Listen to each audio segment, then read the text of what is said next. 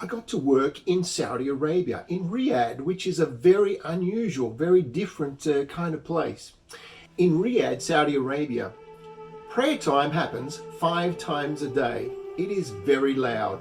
The entire city is echoing with the sounds of prayer from the many mosques, and suddenly the entire city becomes deserted. Nobody is on the streets. Everybody is in the mosques. All of the shops are closed, and it's prayer time. It's so fascinating to just see, like clockwork, everybody disappears into the mosques and the sound of prayer ringing out around this deserted, amazing city.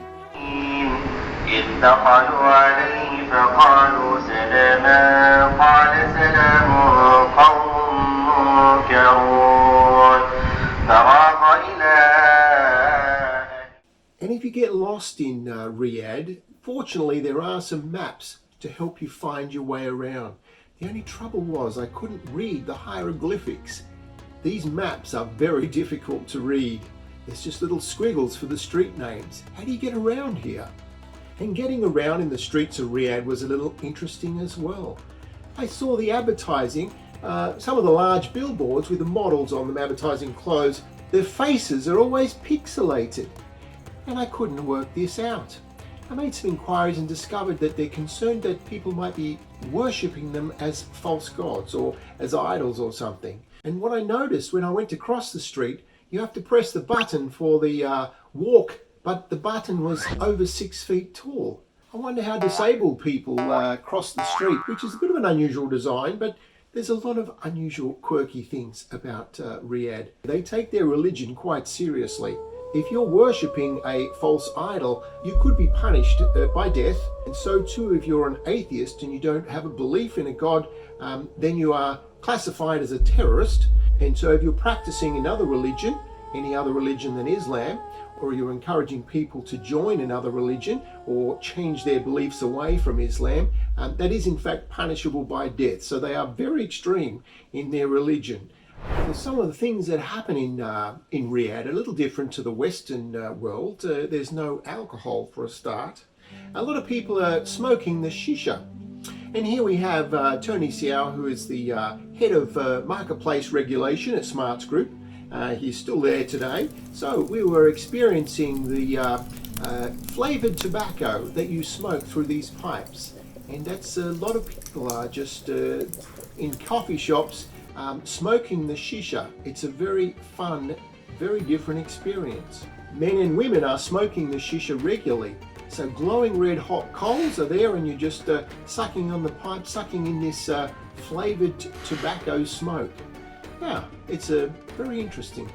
And the swords of the Justice logo are not just for decoration. They literally do chop off the hands of people for stealing, or chop off their heads if they've done some terrible crime, such as saying the wrong thing about religion, or maybe adultery, or anything else. And prior to the decapitation of people's heads, they literally drain them of their blood. The blood is used for the blood bank, which is, I guess, nice to be able to help somebody, and also to ensure that you don't struggle at the time that you are in fact decapitated, because most of your blood has already been drained out, so you're fairly weak by that stage.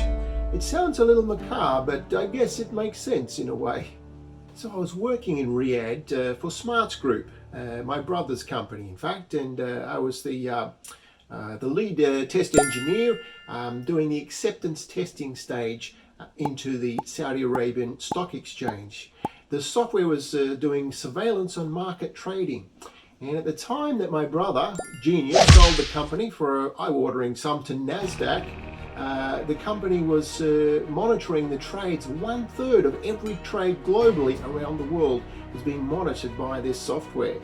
Well, monitoring all trades except from any excluded backdoor accounts. Some governments seem to want to reduce the workload of regulators or something, because the world is certainly a peculiar place.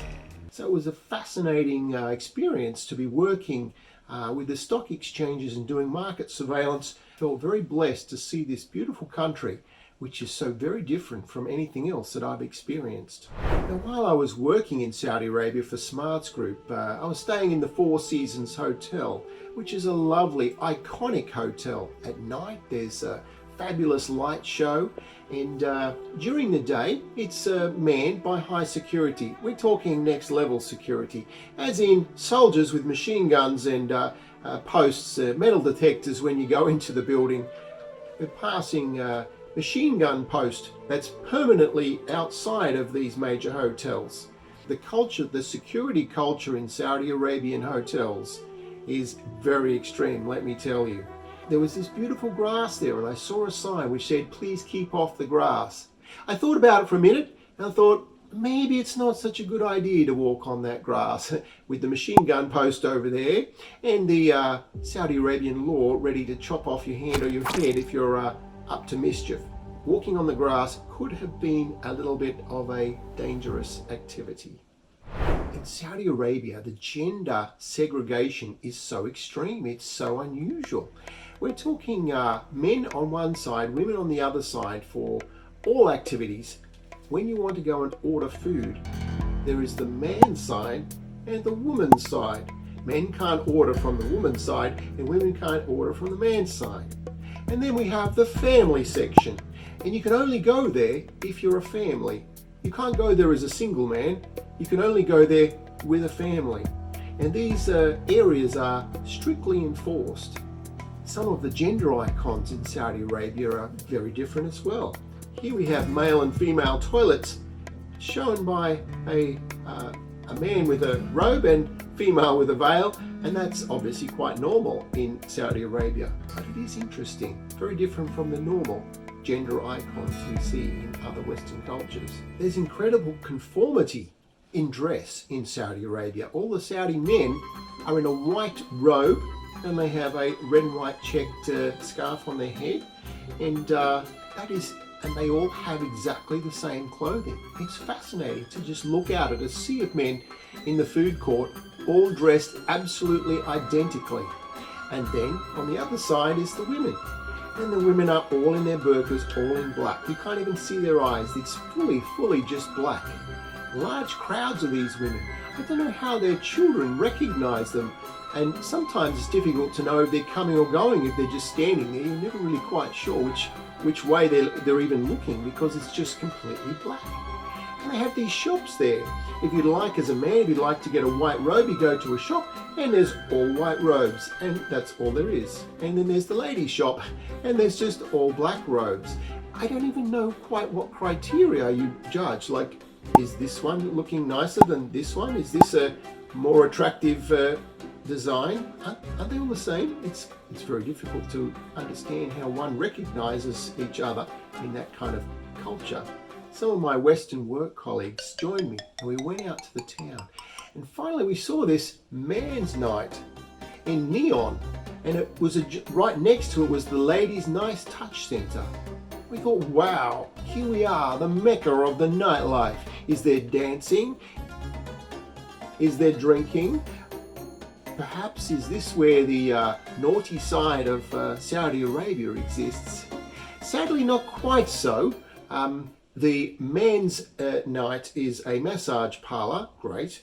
Only men are able to do the massaging of other men. So there wasn't quite what we had in mind or expected. And the ladies' nice touch centre, it was ladies massaging other ladies. So massage is available there, but gender segregated, as you would expect in Saudi Arabia. Sometimes you see a sign saying women only on the escalator, and that's because it's going up to the shopping centre level, which is for women only. No men allowed on this entire floor. When women go out shopping, they often have entire floors of the shopping centre designated as women only. And up until recently, women weren't able to drive cars, and they would have a chauffeur drive them around because they were not allowed to drive. They have women banks. You can only go to this bank if you're a woman. No men allowed in this bank. It's the ladies only bank. Opening up the newspaper, I saw a picture of some very beautiful models. These women are all in black, but it got me wondering, how do you actually know that they're a model? Because under their black burqas, couldn't they be anybody else? Maybe even a man? How would you know who is under those robes? But still, these women are modelling all the same. They're beautiful. I did find it surprising to see such a large number of shops selling amazing fashion. Bright dresses, dazzling, and yet none of the women can wear them anywhere other than at home with their husbands. So it's kind of interesting that you kind of wonder, what is it going on here where there's fabulous fashion that nobody can see? So I guess fashion could be a state of mind. You know you look beautiful in that fabulous dress. You can't be seen wearing your beautiful dress, but that doesn't stop you feeling beautiful for having it. Saudi Arabia is an oil country.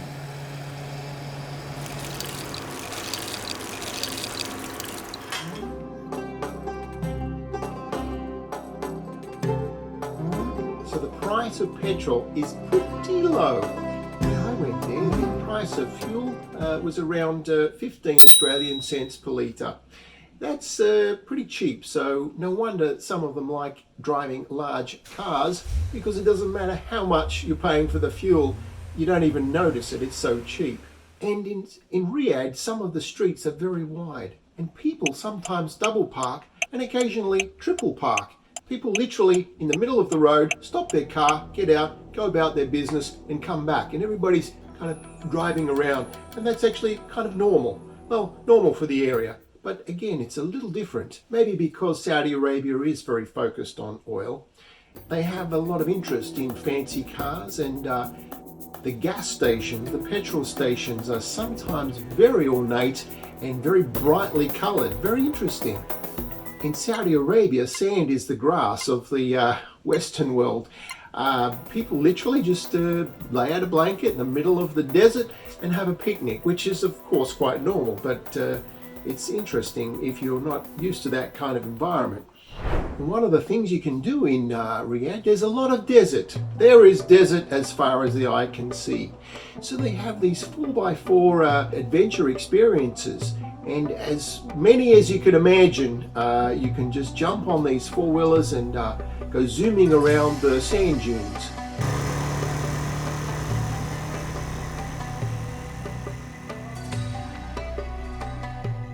And quite near where I was living in Riyadh was a laundromat. The laundromat was closed on the weekend. By weekend I mean Thursday and Friday. That's the calendar in Saudi Arabian world. Closed on public holidays, but the definition of a public holiday depends on the cycle of the moon. And not only that, but is the moon visible through the clouds, yes or no?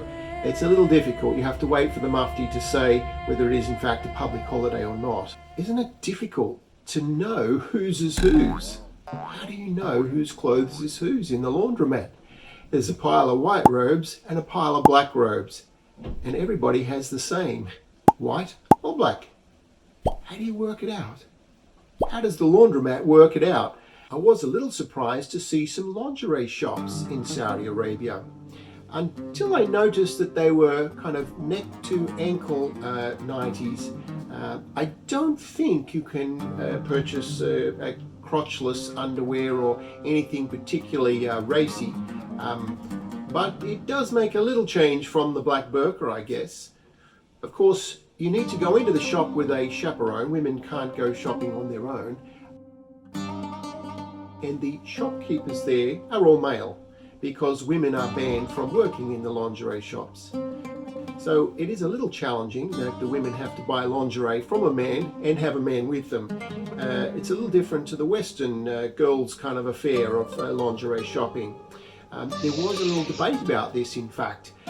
People were unhappy that the women were forced to purchase lingerie from a man. And it was determined that men should not be the shopkeepers in lingerie shops. So a law was enacted to ban men from the shops. But then banning men meant that women were required to work in the lingerie shops, and women are not allowed to work in retail shops in that way. So the Grand Mufti issued a religious edict which trumped the civil law, because religious law trumps civil law, of course, and made it criminal for women to work in lingerie shops because they're not allowed to.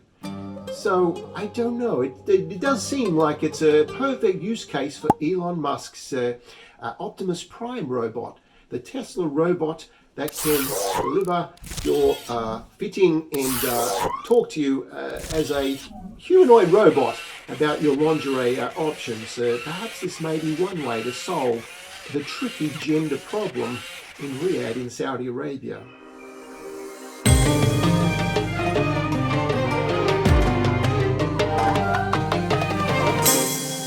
Subscribe. Personal mailbox. Message 1 from a staff member. Received today at 4:54 p.m. Good afternoon, Mr. Cooper. My name is Shadi Umesh. I'm the Director of Homes and Surveillance at Riyadh. First of all, I want to apologize for any inconvenience caused due to the heavy security we have inside the hotel, especially at your floor.